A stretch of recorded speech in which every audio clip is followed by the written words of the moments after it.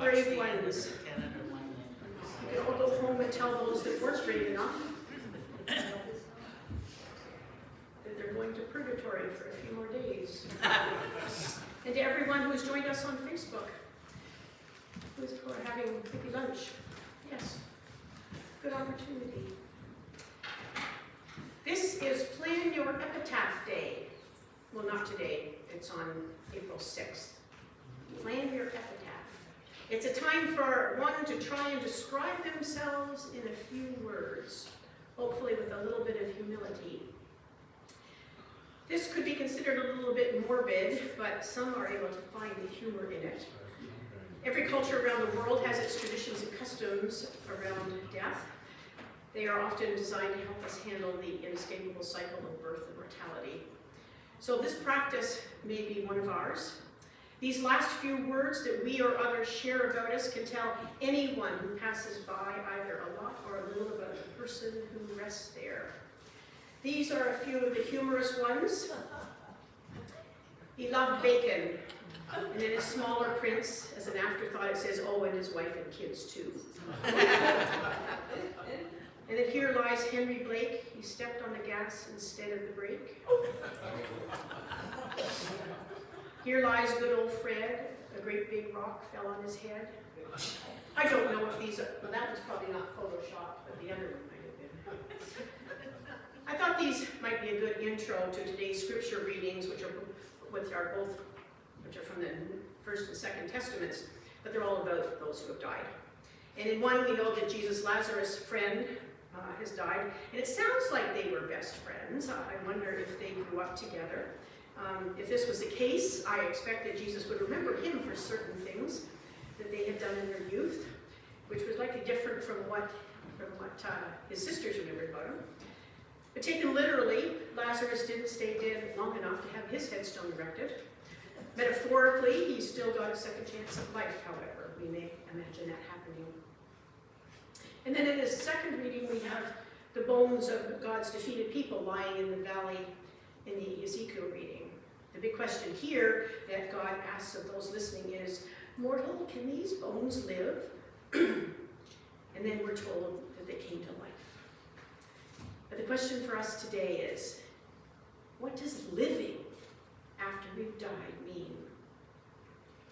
Something to keep in the back of our minds as we take a moment to hand over all the things that are dragging our spirits down so that we can wisely ponder on these ancient readings.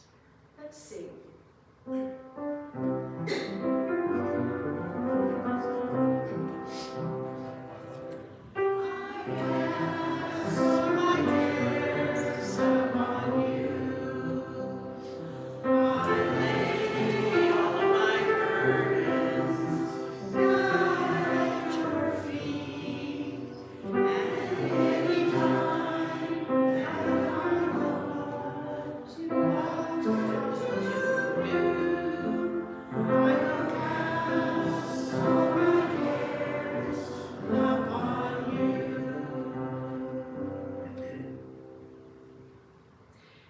In hope, in longing, we're glad to come together. In trust, in community, we're glad to come together. In many moods, in many shapes and sizes, we're glad to come together. In peace, in joy, we're glad to come together. In solidarity with those who struggle, we're glad to come together. In resistance to those who dominate, we're glad to come together. In the memory of Jesus who lived with compassion, we're glad to come together. In assurance that we belong here, we're glad to come together. And let us sing, God, we praise you for the morning.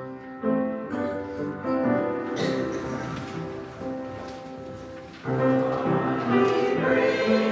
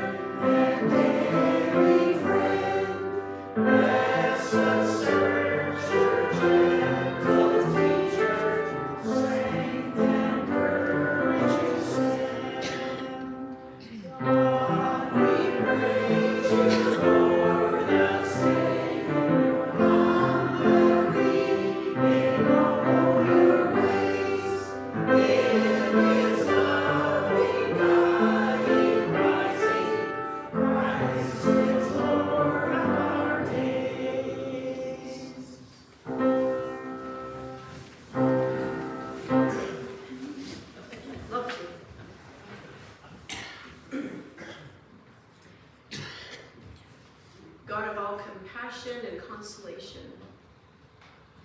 Your Son comforted the grieving sisters, Martha and Mary. Your breath alone brought life to dry bones and weary souls. We ask that the same might happen for us today. Pour out your Spirit upon us so that we can face what the future holds for us with the hope of new life and a renewed faith. That this church will have much to offer this community and even places farther away. All because this is what has been asked of us by the one who gave us the words that continue to inspire his followers as one body. Our Father, who art in heaven, hallowed be thy name. Thy kingdom come, thy will be done on earth as it is in heaven. Give us this day our daily bread, and forgive us our trespasses, as we forgive those who trespass against us. And lead us not into temptation, but deliver us from evil. For thine is the kingdom, power, and glory, forever and ever. Amen.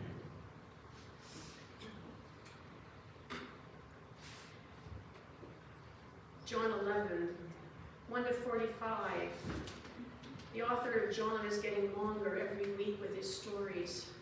But this one is a memorable one, so I'm just going to remember it with you in the abbreviated version. Martha and Mary and their brother Lazarus, who live in Bethany, are some of Jesus' closest friends. And the sisters have sent word to Jesus that their brother is desperately ill. Please come. We need your help. Hurry. He's sinking fast. But by the time Jesus gets there, Lazarus has died and has been in the grave for 4 days. Martha and Mary come out to meet Jesus, and they express their grief. He's gone. We've lost him. If only you had been here, our brother would not have died. I wonder, did their voice have an accusatory note to it, or was it just sadness because Jesus didn't respond as quickly as they expected? Anyway, the friends and the family have gathered now in their deep sorrow, and they begin to weep over the loss of their loved one. And the heart of Jesus goes out to them. And we're told that Jesus wept, which is, of course, the shortest verse in the Bible. He loved Lazarus, and he loves them, and he shares their pain. Then he goes out to the cave-like tomb, and he says, roll back the stone.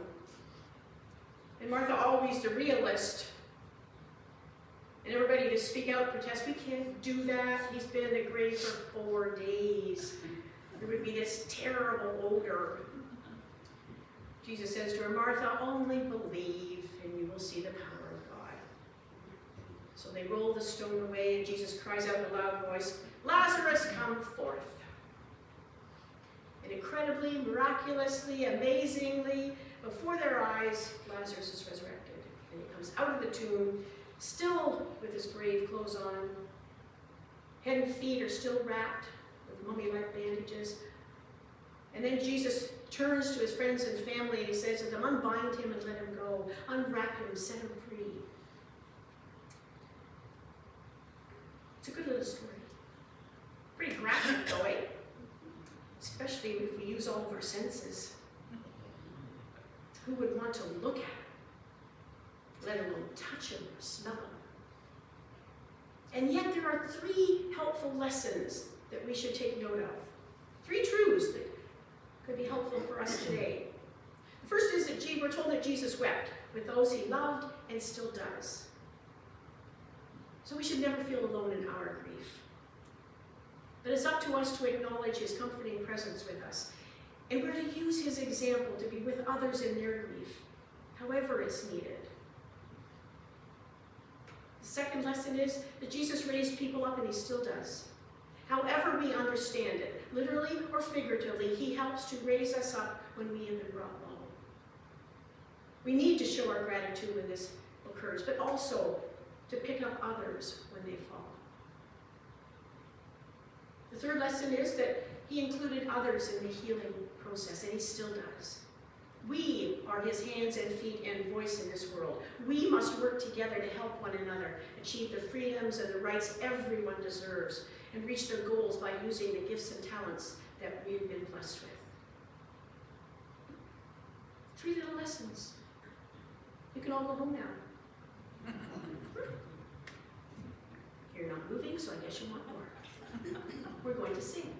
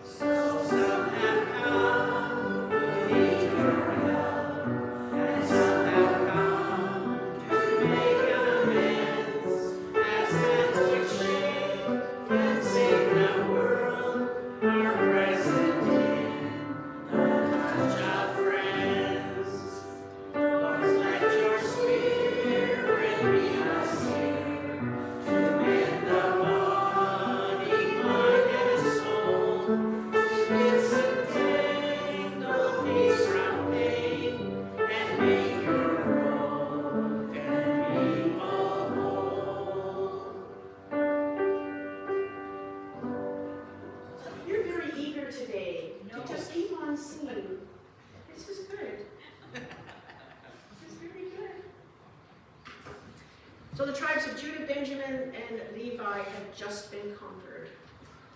Many were killed, while others were carried away as captives to Babylon. Prophet Ezekiel was among them.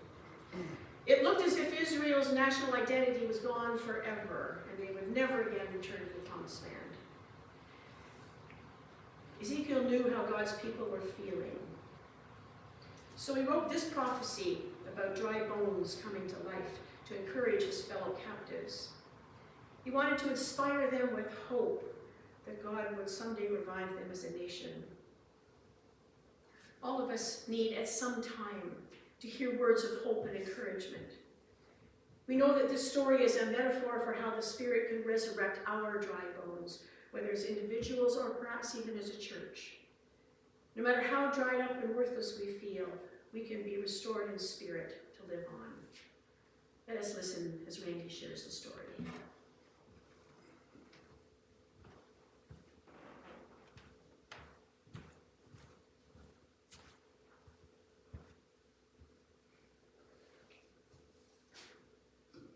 The reading this morning is from Ezekiel 37, 1 to 14. God grabbed me. God's Spirit took me up and set me down in the middle of an open plain strewn with bones. He led me around and among them, a lot of bones. There were bones all over the plain, dry bones bleached by the sun. He said to me, "Son of man, can these bones live?" I said, "Master God, only you know that." He said to me, prophesy over these bones. Dry bones, listen to the message of God. God the Master told the dry bones, "Watch this. I'm bringing the breath of life to you, and you will come to life. I'll attach sinews to you, put meat on your bones, cover you with skin, and breathe life into you. You will come alive, and you'll realize that I am God." I prophesied just as I'd been commanded. As I prophesied, there was a sound, an old rustling. The bones moved and came together, bone to bone. I kept watching. Sinews formed, then muscles on the bones, then skin attached over them. But they had no breath in them. God said to me, prophesy to the breath, prophesy, son of man, tell the breath, God the Master says, come from the four winds, come breathe, come breath, breathe on these slain bodies, breathe life. So I prophesied, just as he commanded me. The breath entered them, and they came alive. They stood up on their feet, a huge army. Then God said to me, son of man, these bones are the whole house of Israel. Listen to what they're saying. Our bones are dried up. Our hope is gone. There's nothing left of us. Therefore prophesy. Tell them, God the Master says, I'll dig up your graves and bring you out alive, O my people. Then I'll take you straight to the land of Israel. When I dig up graves and bring you out as my people, you'll realize that I am God. I'll breathe my life into you, and you'll live. Then I'll lead you straight back to your land, and you'll realize that I am God. I've said it, and I'll do it. God's decree.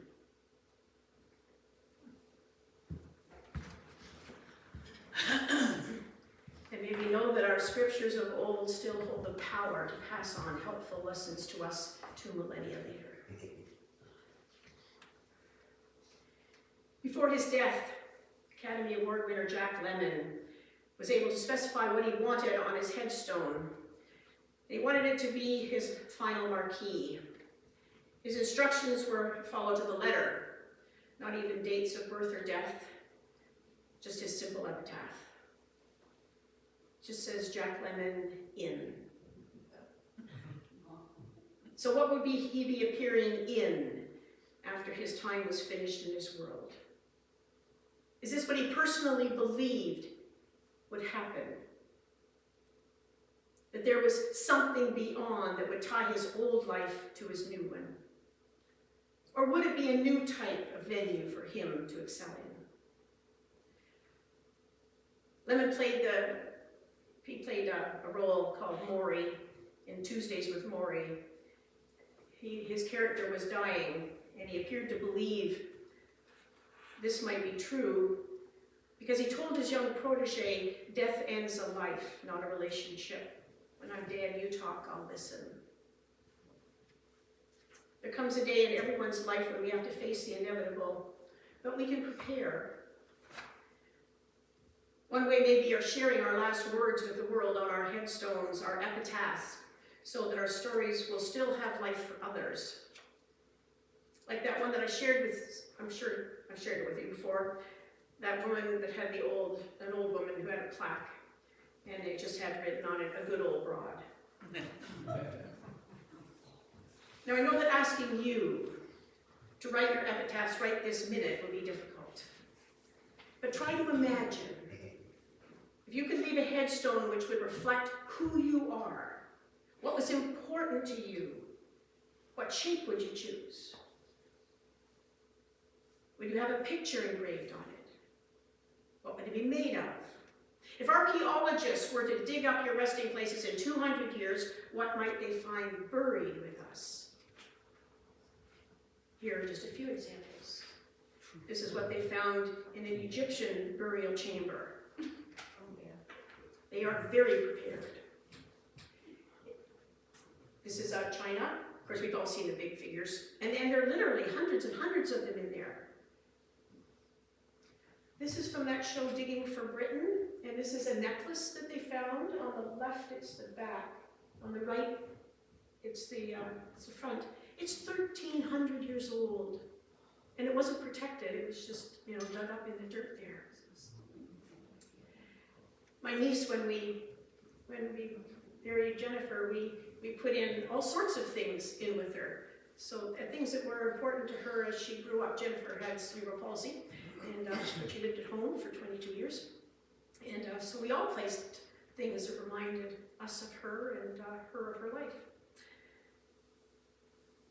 Then there are the markers, though, that are humorous. Do we find them disrespectful? Do they lack in dignity? Do they make us smile? Andy Warhol. Andy always wanted to have his headstone to be blank. No epitaph, no name. Unfortunately, or fortunately, depending on how you look at it, his wishes weren't followed, and others like to contribute from time to time.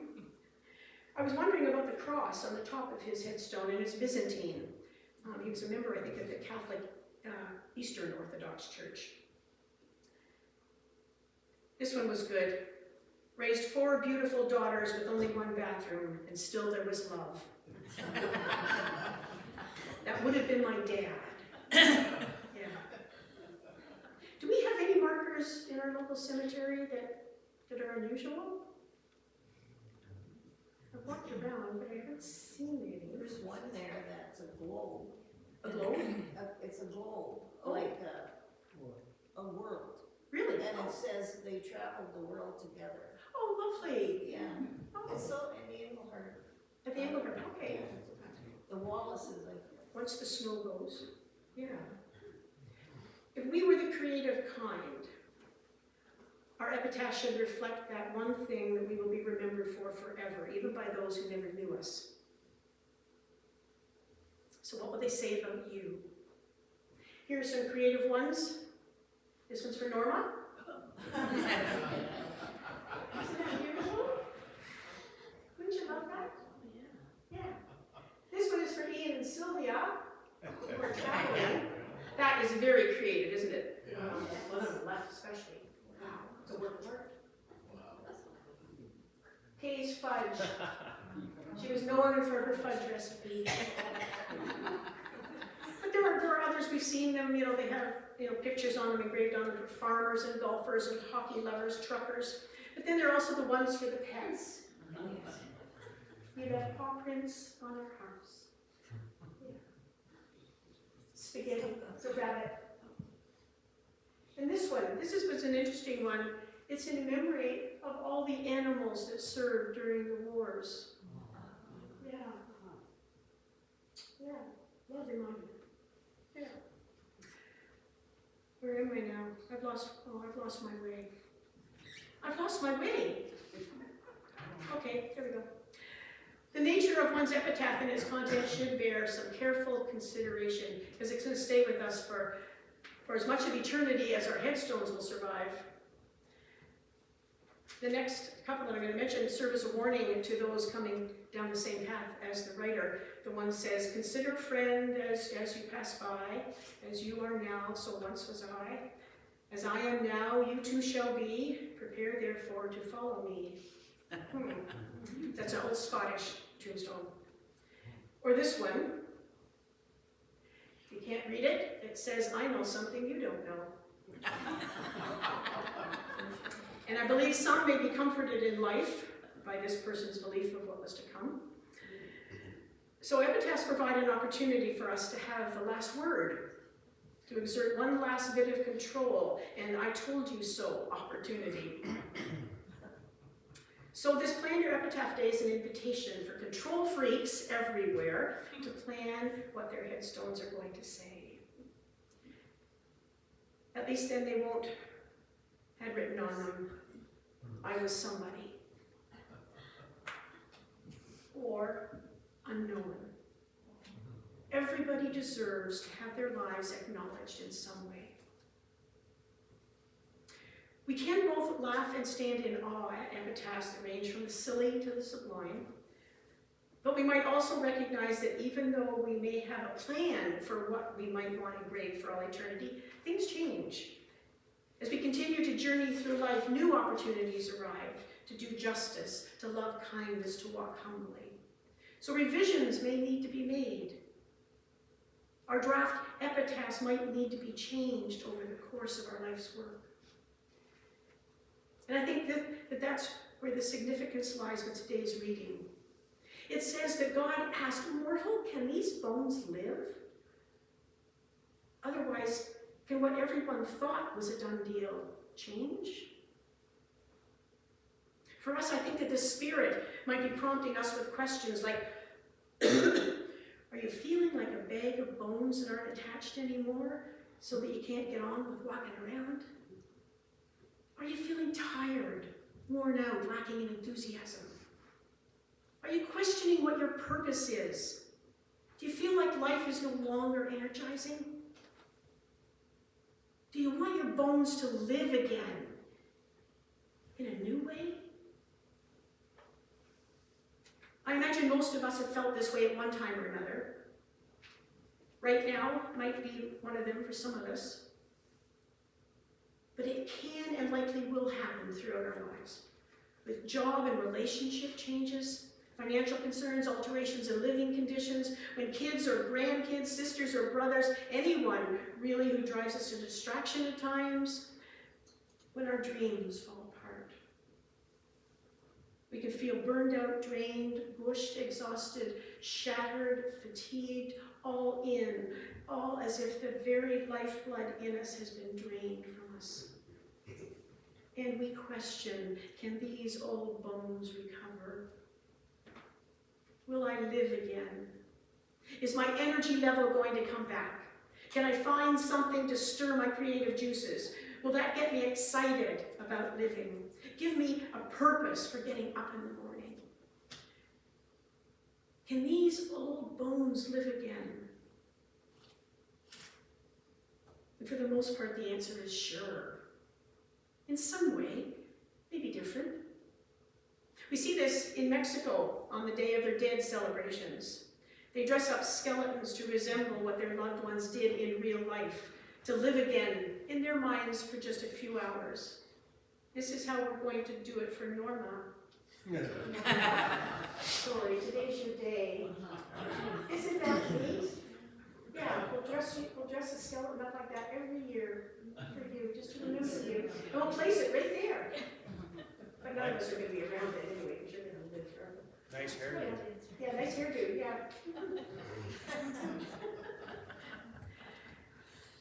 But for us still in this world, we just have to make the effort. Take care of ourselves in body and spirit.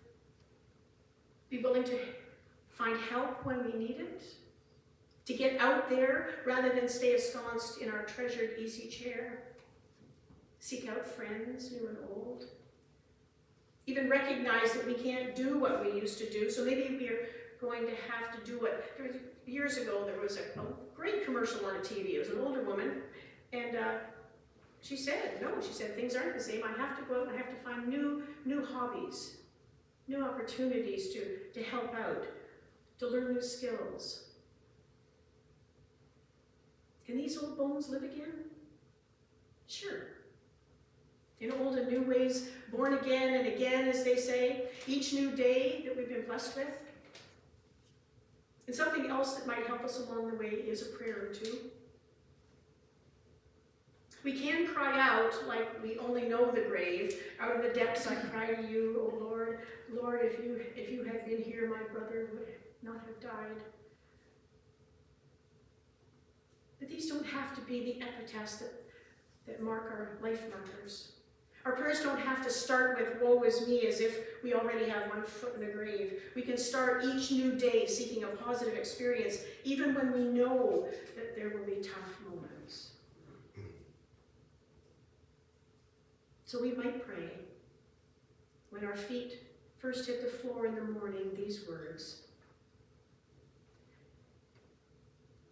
God, this morning I come into the stillness of your presence to begin this day with you, so I can take a quiet serenity and strength to last me all the day long. I've come to find a new wisdom so that I do not make any foolish mistakes. I have come to find peace so that nothing would worry or upset me all through today. I have come to find love so that nothing would make me bitter, unforgiving, or unkind. I have come to find justice so that I would always work for the poor and disadvantaged in the world. I have come to begin this day with you, continue it with you, and end it with you, so that this would be a day in which I have nothing to regret. Hear this, God, my morning prayer. Amen. Let us sing.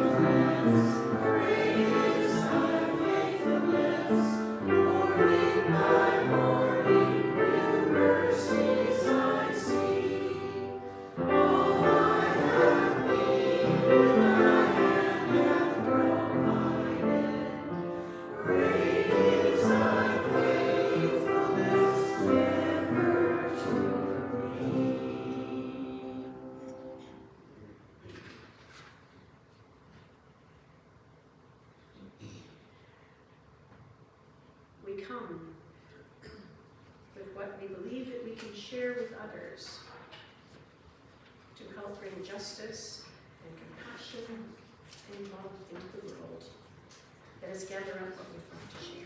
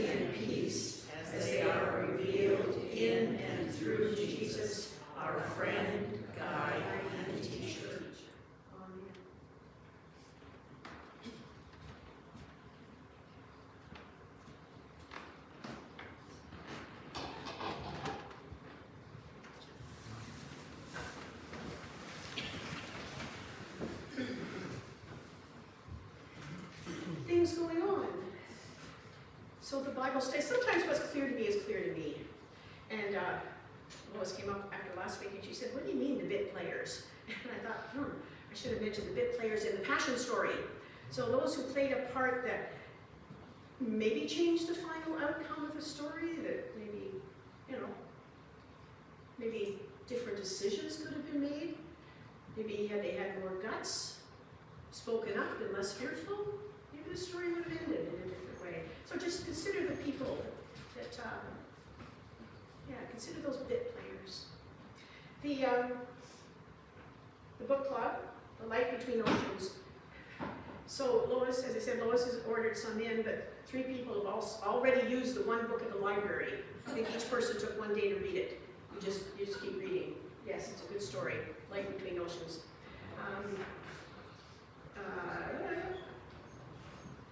So the Christian Women's Group is going to have a Seder meal on Wednesday at noon on April the 5th.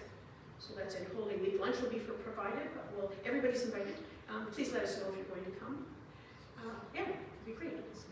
And then, of course, that's on the Wednesday. On the Friday is the Good Friday service at 10, and then Easter Sunday at 10. Right. So we'll be busy over the next few weeks. There is going to be a Presbyterian meeting after the service, just downstairs, up here, down there. Up here, down there, wherever. Okay, great. Okie dokie. I'm on my way to Kirkland right after this. Hoping the roads are going to be good. Liz.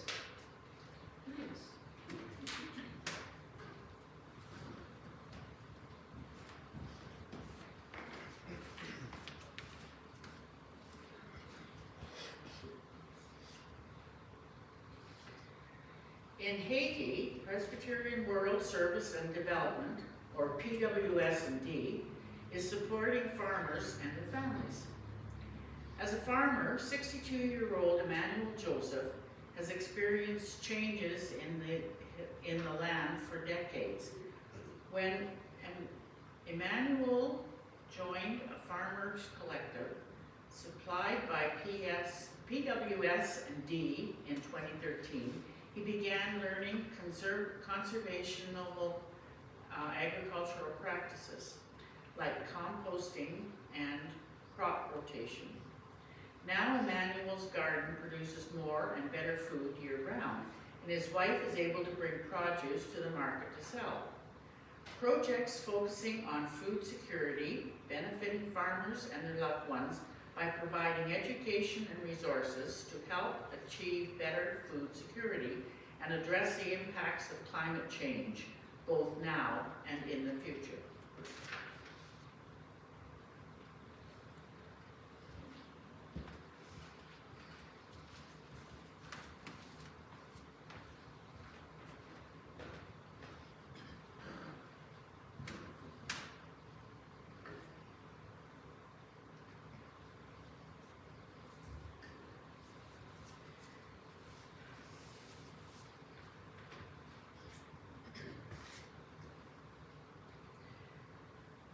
God, you call us to be your voice in this world, and we stay silent, like our voices are dead. You call us to be your hands in the world, and we keep them hidden, buried as if in a grave. You call us to be your feet in this world, and we go our own way towards what does not give life. When we meet those who are doubting and say nothing, forgive us. When we meet those who need your touch and do nothing, forgive us. When we are called to take up your cross and carry nothing, forgive us. And so we ask, breathe life into these bones of ours, bring freedom to these lives of ours, so that we might declare through what we say and do that we are confident of our gifts and the mission we have been given that will help others achieve their hopes and dreams. Part of that work is to use our voices in prayer for those we know and even those who are strangers. those who are feeling under the weather, wondering if they will ever feel like their former selves, those feeling alone or abandoned, those who must accept pain and limitations of chronic illnesses, those who question if life is fair and just, and those who are struggling with mental health issues.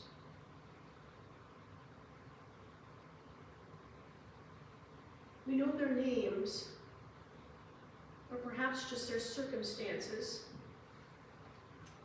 personally, or perhaps they just hover on our periphery, but we need to continue to keep them in our prayers. And we especially think of the people down in Mississippi,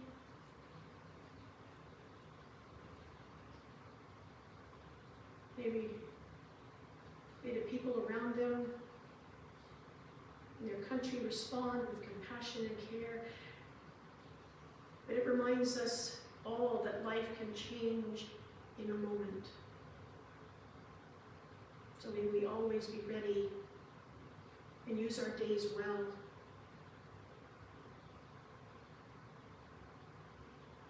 Revive us in the week ahead so that we will be ready to wave our palms and shout our hosannas. There will always be new work to take on and surprising life to nurture into life. So no matter how tired our bones are, let your Spirit inform us that we are not finished yet. By your goodness and grace, we will continue. Amen. And I did forget one announcement. Doug and Judy are going to treat us to lunch, to a chili lunch next Sunday after the service. So come and enjoy. Apparently, we have a birthday. We have a birthday today too. Do we? Doug. Doug! Yes. Doug! Happy birthday to you. Happy birthday to you. Happy birthday, dear Doug. Happy birthday to you. Judy's is on Tuesday. Judy. Judy's. It was on Tuesday or it is on? It is on Tuesday. Well, we'll be together then too, We will be together? for Bible study. Okay, that's wonderful. Okay, we will sing to you on Tuesday, Judy. We're going to treat you. Oh, this is good. Okay. I'm off now. What was I thinking? I don't know. Oh, sorry. So, I think it was this, I was mentioning earlier that the Presbyterian Presbytery, I told them that they should all sing As Come the Breath of Spring this Sunday. But so we're going to sing it anyway because we need to push this snow out and get it melted. So, stand and sing As Come the Breath of Spring.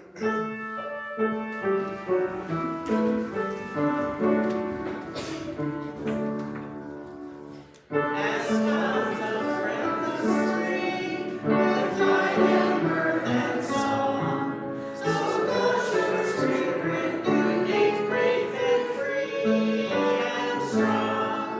You come with thrill of life, to chase winter's breath, to hush to peace the strife of sin that ends in death. You come like dawning day, with flaming truth and love, to chase all glooms away, to brace our wills, to prove how wise and good to choose the truth and its great fight, to rise and win or lose and live on God's delight. You come like songs at morn that fill the earth with joy, till we in Christ who born new strength in praise employ.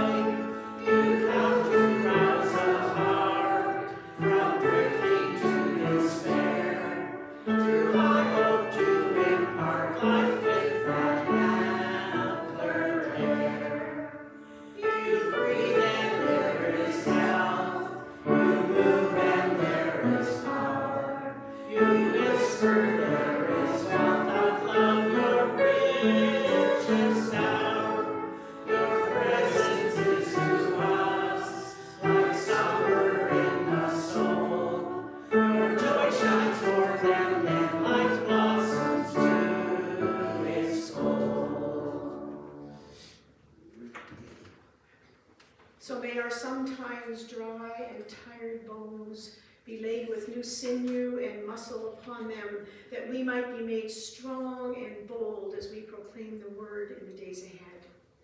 May new skin be laid upon us, that we might become loving beings, reaching out to the people in God's world. And may we feel the breath of life on our weary selves. If we accept that these things can happen, we will be empowered to boldly leave this place, looking through God's eyes to see the possibilities for kingdom building.